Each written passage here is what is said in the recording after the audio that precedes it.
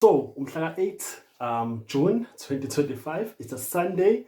Ake sike sikhulume about the latest episode yothando nesithembu 2.0, or should I say izingane zesithembu.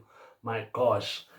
Hayi, yabo mfethu isiqala i-episode sisemzumbe laphaya nango uMpumelelo uqeda ukuyolanda uma wengane yakhe uTirelo from the airport bazovakasha eMzumbe bazobona umseleku ngoba kwamaholide.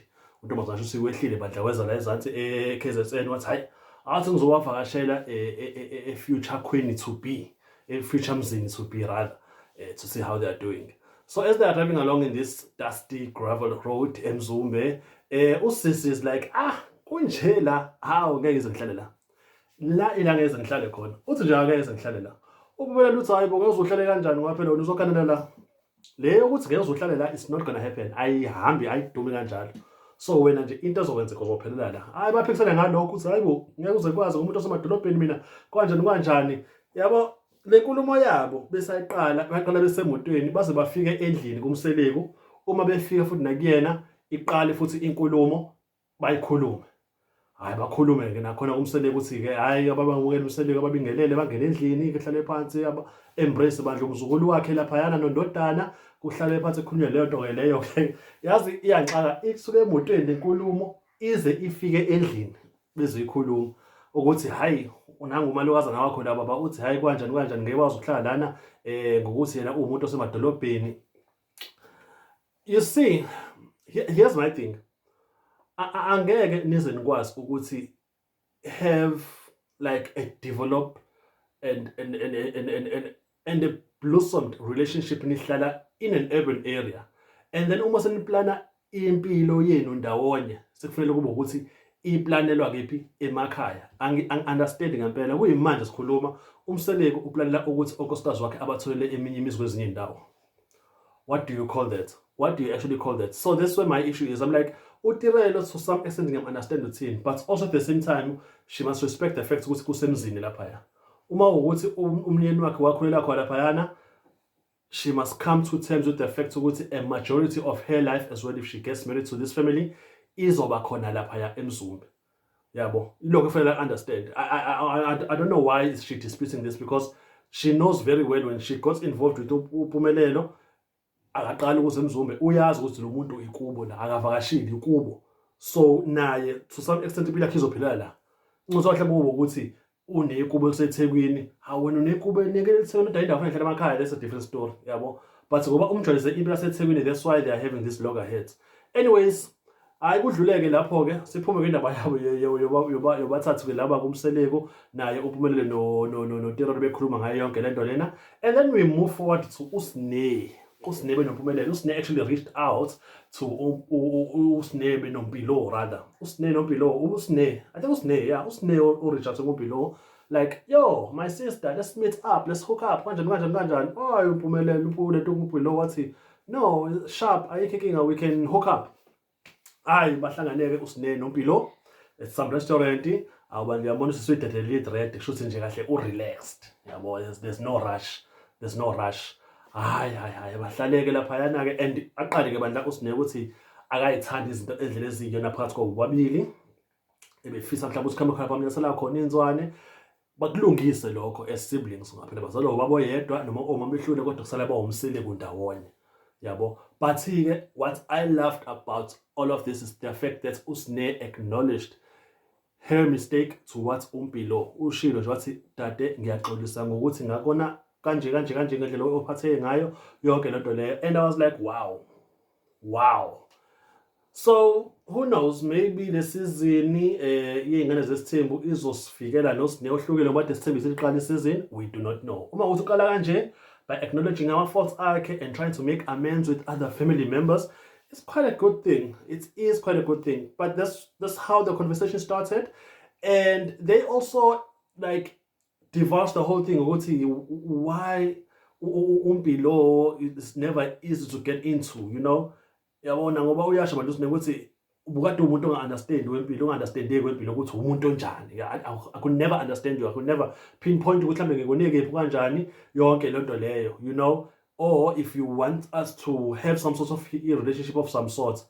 So in other words, like umdala phela usine, so unalento ukuthi ngimdala ngoba ingane lo, uyabo. But at some point uma understand ukuthi senibadala bobabili, badala bobabili labantu. But ke uyakuveza naye usisi bahle ukuthi uyile nhlobo ayiyona, hayi ngoba ethanda, but that's how she was born. This is her persona, that's her personality. She can't change it. There's nothing I can do. But also at the same time, wena sine uma ungazwani noMpumelelo, ungazwani noLwandle, ngeke kubone uxabana nabo, but the next day usuyakhuluma. Ungazwani noSibanibane, the next day usuyakhuluma naye. So that's another thing that's angayi-understand bandla uMpilo. Yabo ukuthi why can't you do that to me? But I understand ukuthi abantu besilisa labo abafana bayakwazi ukuhlala ngezansi, unlike abantu besifazane. I-pride yabantu besifazane when it comes to apologizing, keep too hard bafethu. It's an uphill battle for umuntu wesifazane to say I'm sorry. So for her to actually do that to umuntu wesifazane, mhlawumbe ngoba udadewabo, I don't know, maybe, yabo, but it was quite huge. It was quite huge. But they made amends, they shook on it.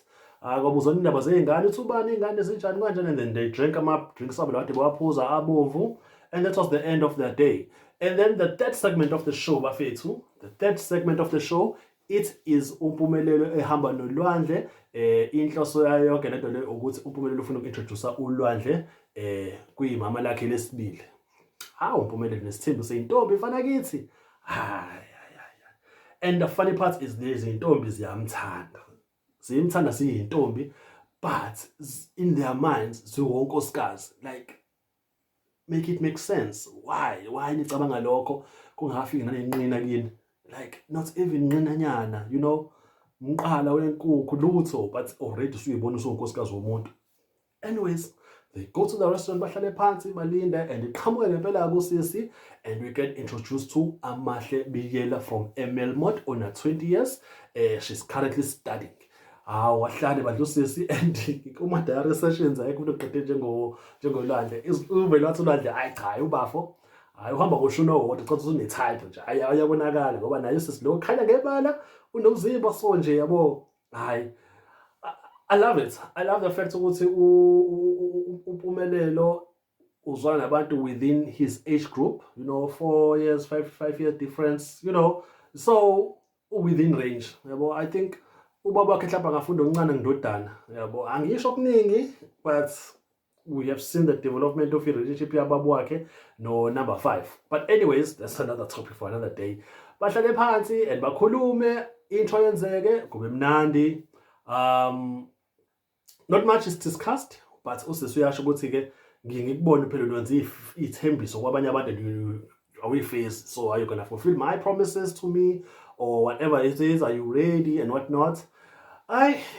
Kuba ukuthi ubhuti athi hayi khuleka, akekho umuntu osengamthembisa mina kodwa ngiready. Angazi kuready ngani ngoba niyakhumbula phela le ngane ngoba ifika naye leyakabiyela uMpumelelo inhloso yakhe ukuthi abe nonkosikazi wokuqala oyintombi. Uyena uzoba umama loyo. Yabo. Uhambisa uTirelo nje laphayana, it's just uTirelo, but kahle yena ufuna unkosikazi wakhe wokuqala kube ubani? Kube umuntu oyintombi. Hayi, bafo, hayi. Nawo uTirelo uzoyivuma yini lento le? Sekuyafana phela uTirelo uzoba sesibeni sama wakho uMpumelelo.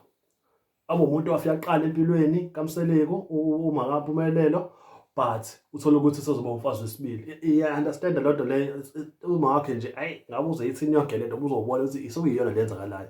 But that was the end of the meet up. uMpumelelo is quite happy about it. uLwandle nawe introducer, everyone was fun and lovey. Ukhona into ayishilo kodwa kube lothi kodwa uRado kwamanje besamintroduce kubafo. Usafuna ukuthi azi ubafo kuphela, hayi omunye umuntu. Uthi nje masehlele kahle zonke izinto, then ke uzobe seyanze njani esemintroduce kuphi to the rest of the family. That's what he said. So I don't know, let's see how it goes. Bafethu, thank you so much for coming through. Thank you so much. Please do not forget to subscribe, Bafethu. Subscribe bani, press that like button, comment, and please when you watch the video, Bafethu, ningakhohlwa ukubuka ama-adverts. That's how we get the money. Thank you so much for coming through, Bafethu. We're gonna talk about other shows quite soon.